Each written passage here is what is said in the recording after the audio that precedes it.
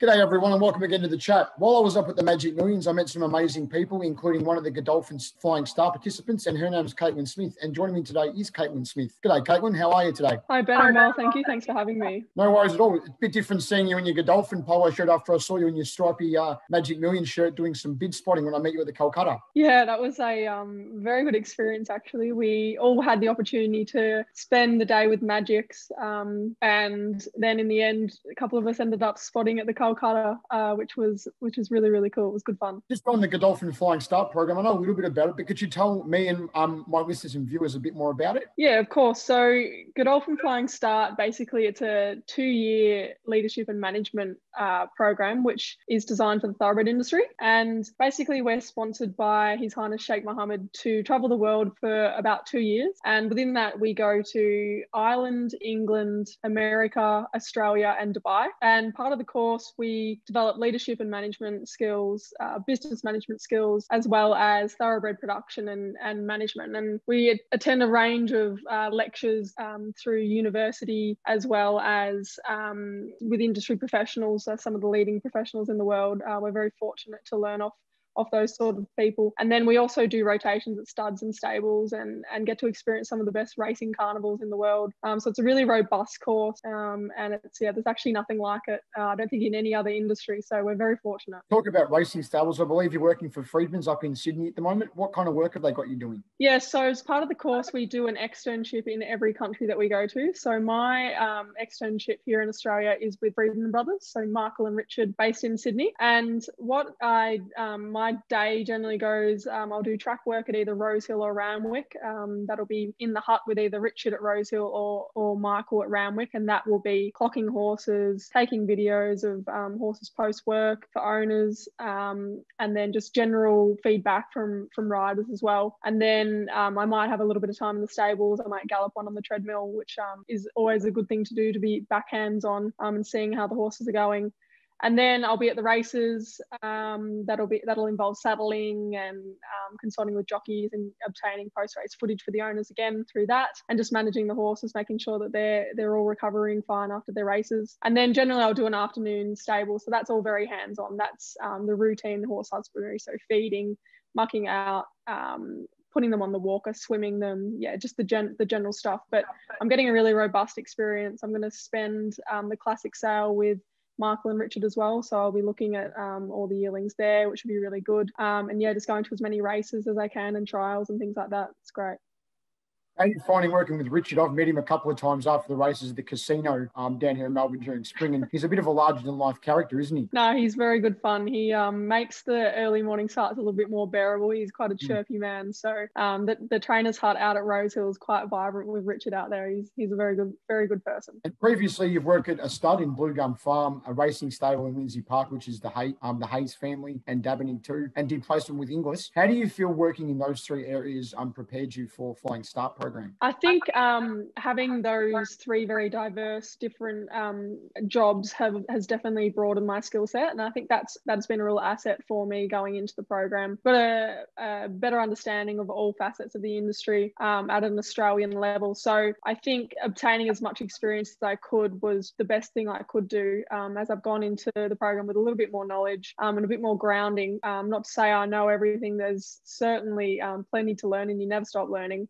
But it's just good to have that baseline understanding of sales through to, it's working the stud farm through the sales and then the end product, which is racing. Talk about stud farms. I believe as part of Godolphin Flying Start, you guys get to spend some time at Jonah Farm in Kentucky. Have you been able to spend some time there? It looks like an amazing facility. Yeah, it was amazing. So we were in America at the start of last year in 2020. We're there for the end of the winter there, so January through March. We were meant to stay there till July, but COVID came, so that sort of ruined it. But we spent a few months at Jonah. It is an amazing farm. It's absolutely incredible. The stallion facilities there are incredible. They've got an aqua treadmill. We used to watch the stallions go on that, and yeah, we all do rotations in the stallion shed as well. So that's really cool to see some of the best stallions in the world in like Medaglia d'Oro covering there. That's pretty cool. Were you able to see Frosted as well? I've seen some video of Frosted at Jonah Farm. He looks like an amazing animal. Yeah, we saw Frosted, and he obviously shuttles down to Australia as well, so he goes to Northwood Park, but he is a lovely horse. He's a very big, sort of robust animal, very, very imposing horse. He's a typical tappet, who his sire is. Got a very pretty feminine head. He's a bit cheeky, and he's doing very well, so it's no surprises given his physical. And I ask one of my guests this. Do you have a family background in racing? I do, actually. I was very fortunate to grow up in the industry, so that's sort of where the bug bit me. So my father trains. His name's Peter Smith. He's got just a small team in Euroa, Victoria. So we've got a small farm there that they do their slow work on, and then he trains the fast work out of Seymour. And he got into racing through my mother's dad, actually, which is interesting. So he was also a trainer, a country trainer, trained a good few country Cups horses, and that side of the family was also jockeys as well. So it was more so mum's side of the family that got my dad into racing. So that was interesting. I think she regrets that, but no, it's been the best foundation for me. I feel very fortunate to grow up in that setting. How supportive have your family been of you being Flying Start? Obviously, for almost 2 years, you're not at home. Can't spend time at home with your family. Yeah, certainly. Well, my family have been very supportive of me throughout my whole life. They've always wanted me to do whatever I want it to be, and it didn't have to be racing. I've never had any pressure from my dad at all. They're very much the type of people that want me to do what's best for me. But at the end of the day, they just want me to be happy and doing my best, and they know how much I want a career in the thoroughbred industry. So they're over the moon for me, even if it means I don't see them very often. But thanks to technology, it's pretty easy to keep in contact. What's your ideal role after you finish Flying Start? Because you haven't got that long to go, do you? No, so we finish up in early July, so there's only a couple of months. I've got to start getting myself sorted for a role post Flying Start, and Flying Start's really opened my mind up to other avenues. I was traditionally very racing focused, which I still am. Still very the end product is what we're all here for, and it's still got tremendous appeal to me. So a racing manager type position would be ideal, but I'm also very interested in the sales and bloodstock division. So sales consultancy or a bloodstock manager at a trainer or the like would be absolutely ideal. But in terms of longer term goals of mine, I'd love to go down the racing administration and governance sort of avenue. Like this will be in the future once I've established myself. I'm very aware of the importance of giving back to the industry and safeguarding it, given the constraints we've got at the moment. And I think it's only going to become more challenging. And I think I really want to contribute in that way and be on various committees and boards and hopefully make it a better industry for the future. Therefore, then maybe see yourself becoming a steward? Potentially. That's certainly an avenue that you can make an impact in. A regulatory role, or even just directing decisions around, it doesn't actually have to be a organisation within the industry. It can be a committee or a board that's help assisting the industry along. Someone who's got practical awareness and knowledge of the industry that can assist in making better decisions to safeguard it. Just back on your placements in the whole program, what's been your favourite lecture you've been to or placement you've had while you've been part of the program? Unfortunately, we didn't get to do our placements in America, so I did my placement at Inglis in I was based in Melbourne, which was absolutely fantastic. That certainly has been a highlight. It's been my only one so far, apart from Freedman's, which is also off to a great start. But in terms of just general experiences on the course, we get to do a whole range of things.